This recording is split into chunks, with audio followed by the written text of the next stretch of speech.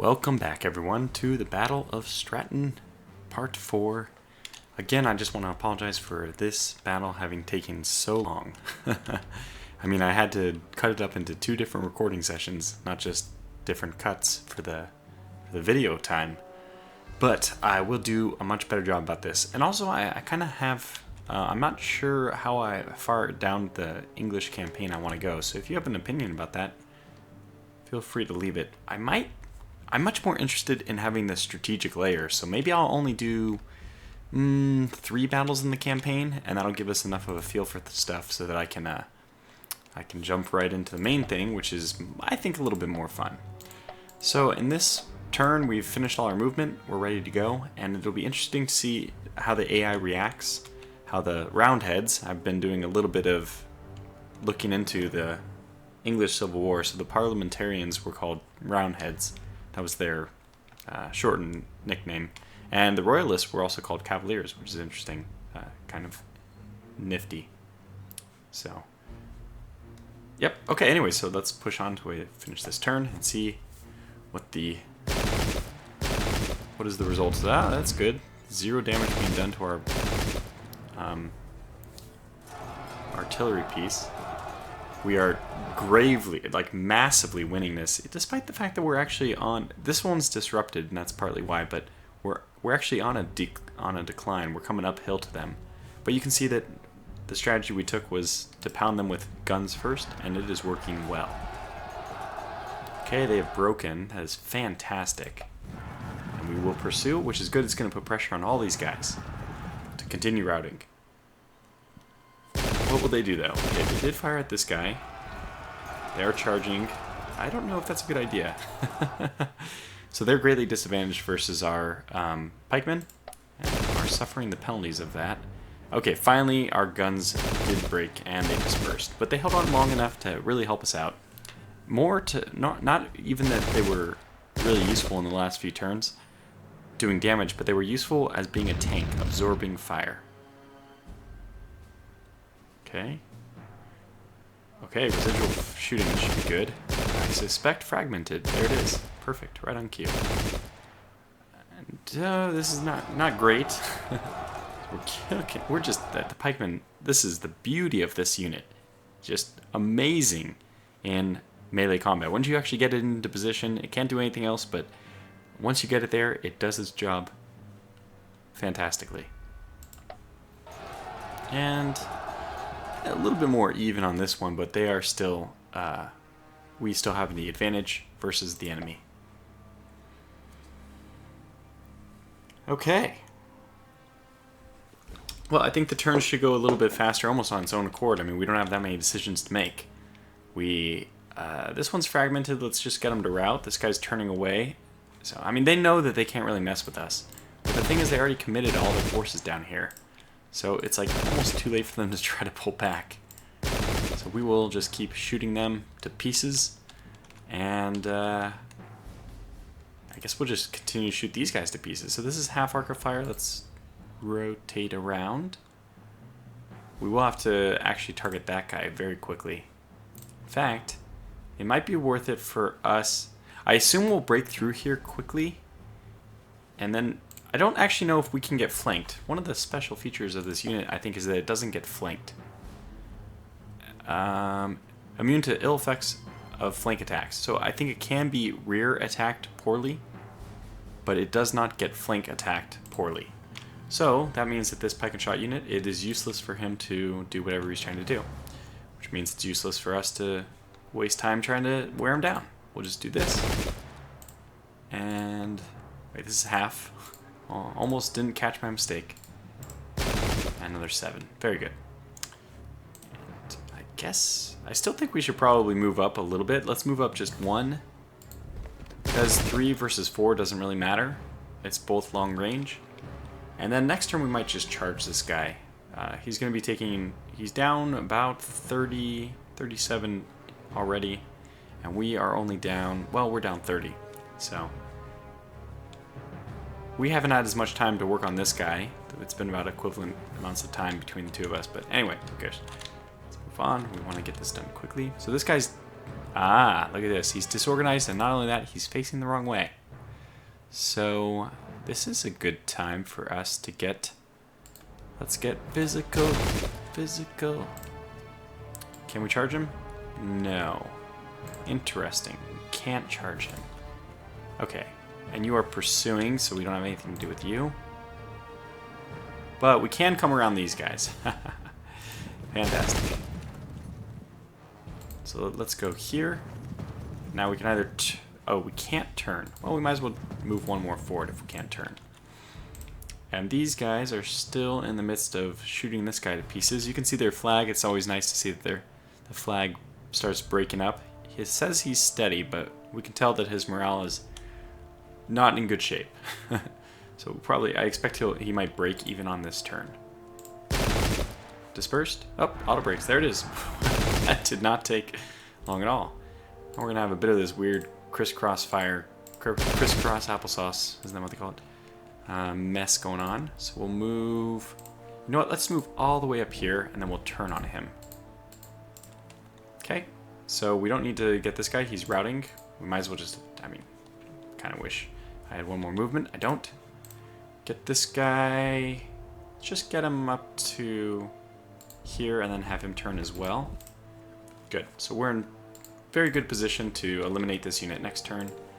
Wow, we can actually charge the side. So you can see that the percentages we see to win, he's dispersed on. So we actually win in melee as well, but in just the charge, we have a 99% chance to win and only a 1% chance to even draw. 0% chance to lose in like any sense. So this just doesn't make any sense not to do it, basically. They're fragmented, they're breaking, there it is. I said breaking before they even broke because I thought they were breaking, but they actually broke. Sorry, that was confusing, but okay. So this guy, our last cavalier here, he's gonna be in charge of running down these guns, and we have to be very careful around these pikemen. But I'm not worried about these guys. They're not gonna arrive at the party. Actually, you know what is gonna happen is probably I think the game might even end before we have a chance to rout anybody else, because who is actually left? Well, the pikemen, the reason why this... I've had a hard time figuring this out, and this is my current speculation on how this percentage works, because if you look at their units, I mean, we've routed every single one of their musket people, their skirmishers are routed, right? And now we have one... Okay, this one's routed. I mean, like half the army here appears to be routed. So why is it that it's only 33%? I think it does it by actual individual troop count, not by percentage of units. So these bigger units, when they rout, it costs more. The 300 unit is just bigger. Remember, the individual skirmishers they had were like 80 people or something. So those guys are just drops in the bucket compared to the bigger units. So I think that's why it's only registering 33%. When you talk about units, they probably have about half their units have routed in total. Okay, so let's see who is not moved quite yet. You haven't, and that is true. I don't know what to do with you. I could just charge this guy. It's not really sensible. He's already being pursued. So let's go ahead and let's just go straight. We'll come over up the hill, start routing those guns, and then that will be, I think, the end of the battle. I mean, this might even be a short video. We might get this one in under 20 minutes, so, which would be good. Okay, so do we have anything else? No. Good. End turn. They're still working away at our units, but okay, this should be very good for us. Yep. And this should be fixed spectacular. Yep, good. They broke. That one's routing. You know what? This actually might be the... Oh, he dispersed. Wow, good God. This might be the very last turn that we're witnessing right here. Before we even were able to take the top part. They do get their turn for before they have a chance to rectify things, although it's very hard to unroute. And I don't think they're going to route a full 20% of my troops. So, extremely unlikely. If anything, we might route them with our residual shooting carry. Yep, there it is. 53%. Okay, so this will be the very last few seconds of this mission. And the very last thing they did was hold strong. But the enemy has lost heart. I am victorious. Very good. So that was good. Do we wish to accept victory gracefully and let the enemy withdraw without further bloodshed? This is a really interesting thing. We can either kill them or we can let them go. I don't know how it works in the context of the historical campaign. So I'm just going to do honor is satisfied, because I am, or I pretend to be, an honorable person. So we can claim this as a glorious victory. Let's take a look at the final results. So captured or deserted, good God, 1,400. I mean, this is just a disgusting outcome. They had close to 6,000. We had 3,000. About 2 to 1. We ended up losing a total of, let's count all of these as totally lost and make it, let's just round up and say it's 400. It's like 350, but so 400 versus, well, we have 13 and 15, basically 2,800. 428, 7 to 1 odds. That's incredible. 7 kills per 1 kill. Those are not the kind of odds I expected. So next up we have, this is only a 10-minute video. I might have to jump into the next battle. Next up we have the Battle of Adwalton Moor. This is in Yorkshire, June 1643. The Earl of Newcastle, Royalist commander in the north, is advancing on Bradford. Our commander, Lord Fairfax, has decided that Bradford is indefensible and we must stop the Royalists before they reach it, even though they outnumber us in horse and foot, and we lack pikemen. Yeah, that's not a good thing, but with every challenge comes an opportunity for success, I hope. So now we're playing as the Roundheads, the parliamentarian force. Let's read this. The enemy army is deployed on the open moorland where their superior horse will be most effective, especially as we have no pikemen to defend our musketeers. However, we are deployed amongst enclosed fields. The hedges can be used to defend our musketeers against the horses and provide cover. So they say. Okay, so being on the shoe is now on the other foot for us. We get 4 parliamentarian horse. They look decent. They won't be as good as the Royalist, but they do have, the important thing is they have this shooting attack. So I don't know if that's, we might just have to go all in on the musketeer idea. Like, sometimes a strategy only works if you apply it in bulk. We have 2 clubmen. Thank God. Thank God we have the clubmen who cost 12. Troop type, mob. Extra negative modifier on own cohesion test for losing close combat in open terrain versus mounted troops. Okay, that makes sense, but untrained, unarmored, no capabilities. And that combat rating is as low as the musketeers, really. Let's look at the, yeah, I mean, look at this. These musketeers have a combat rating of 100. Our clubmen, who can only club, have less of a combat rating. Does not bode well for us. And then again, we have these dragoons, which I'm not a big fan of. I don't find that, like, their combat stats don't appear to be particularly high. I don't know what I'm trying to say. Let's compare. So this is about twice the cost, not quite, and it's just double the effectiveness. So I'd rather get 2, 3, 4. We have 32 left over, so maybe we'll get 1 more dragoon, or we could get 2 clubmen. The clubmen I would only use as a defensive measure. They would be gap fillers.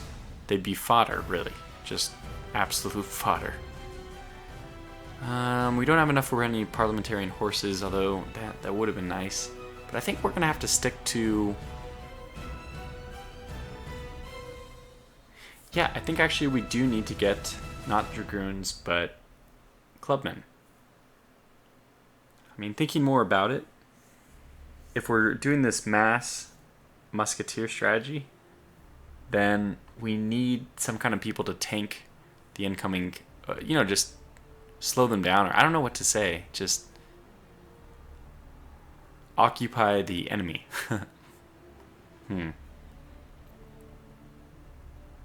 Such a tough call. We just don't have enough to swing.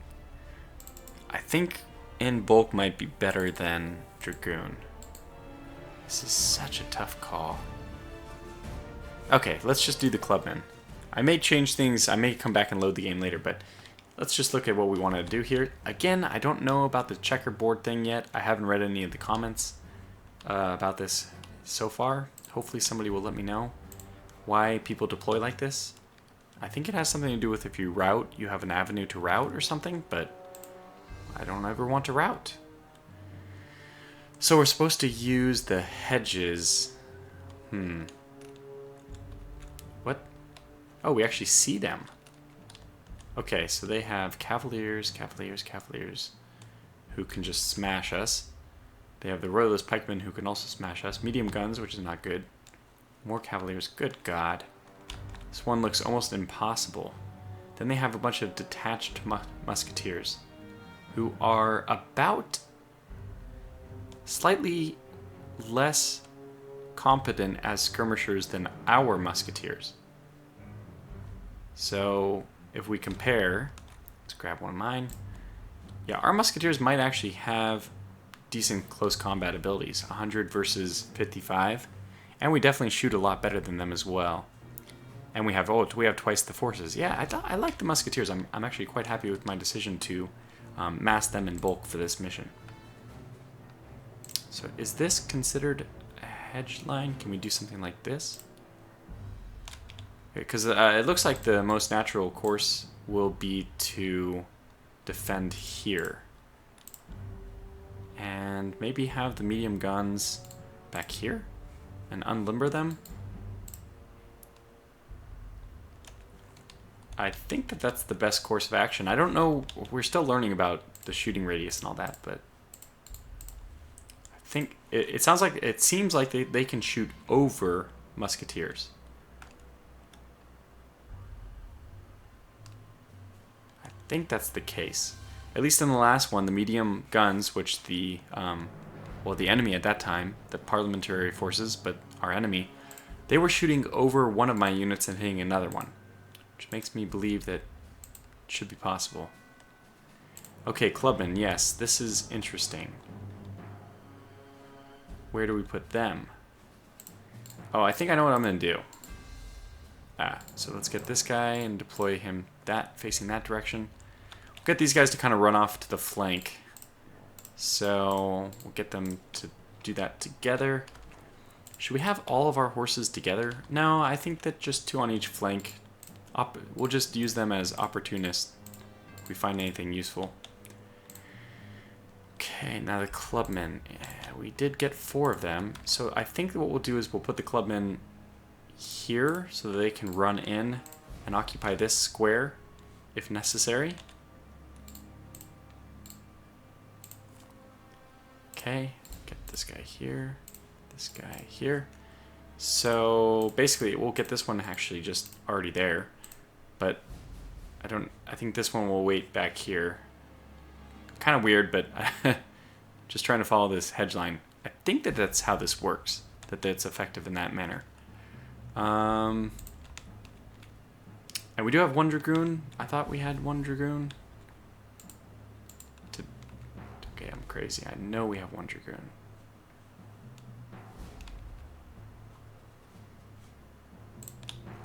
We don't have 1 dragoon.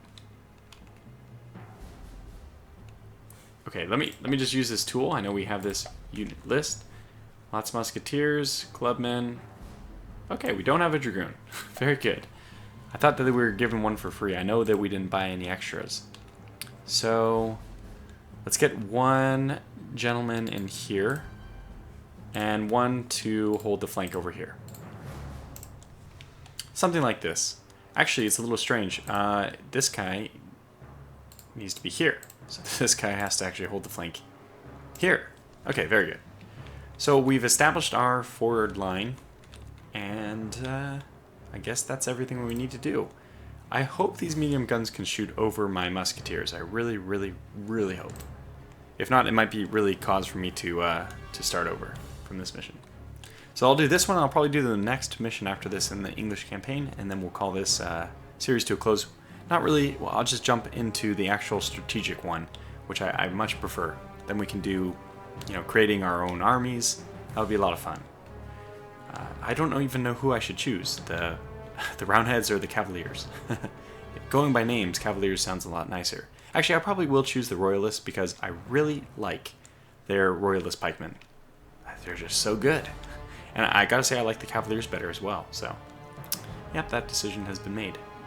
Good, so I'm actually gonna put a cut in the video here. It's only been 20 minutes, I know, but I wasn't really planning on starting this next one quite yet, so we will save and join me next time for the continuation, actually for the start of this battle. We've done all the setup and we're ready to go. So thanks for watching, and I will catch you next time. Until then, take care.